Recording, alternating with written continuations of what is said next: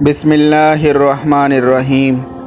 10ویں محرم کا دن اسلامی تاریخ میں ایک بڑا اور محترم دن ہے۔ اس دن میں حضور صلی اللہ علیہ وسلم نے روزہ رکھا تھا اور مسلمانوں کو روزہ رکھنے کا حکم بھی دیا ہے۔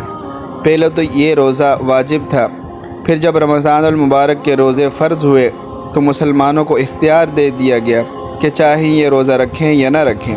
البتہ اس کی فضیلت بیان کر دی گئی کہ جو روزہ رکھے گا اس کے 1 سال گزشتہ کے گناہ معاف کر دیے جائیں گے۔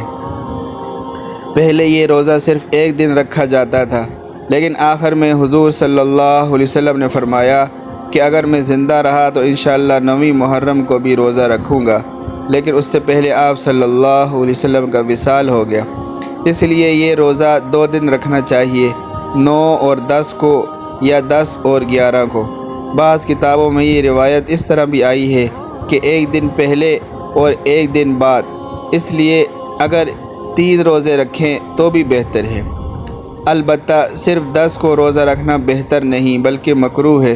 یہ روزہ اس طرح شروع ہوا کہ حضرت موسیٰ علیہ السلام اور بنی اسرائیل کو فرعون اور اس کے لشکر سے اسی دن نجات ملی، اس لیے موسیٰ علیہ السلام نے شکریہ میں یہ روزہ رکھا اور یہود میں یہ روزہ چلتا رہا۔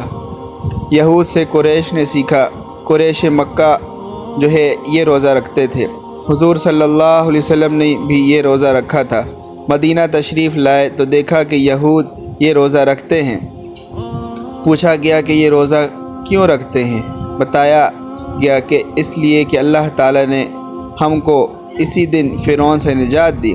آپ صلی اللہ علیہ وسلم نے فرمایا کہ ہم تم سے زیادہ موسیٰ علیہ السلام کے حقدار ہیں، اس لیے آپ صلی اللہ علیہ وسلم نے یہ روزہ رکھا اور مسلمانوں کو بھی روزہ رکھنے کا حکم دیا۔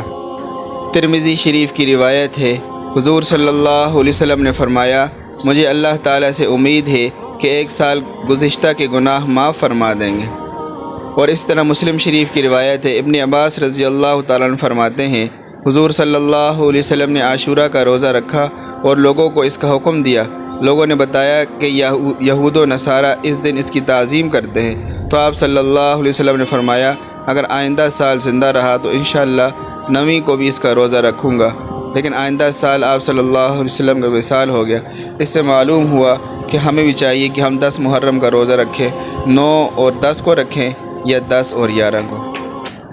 تبارك الذي نزل الفرقان على عبده ليكون للعالمين نذيرا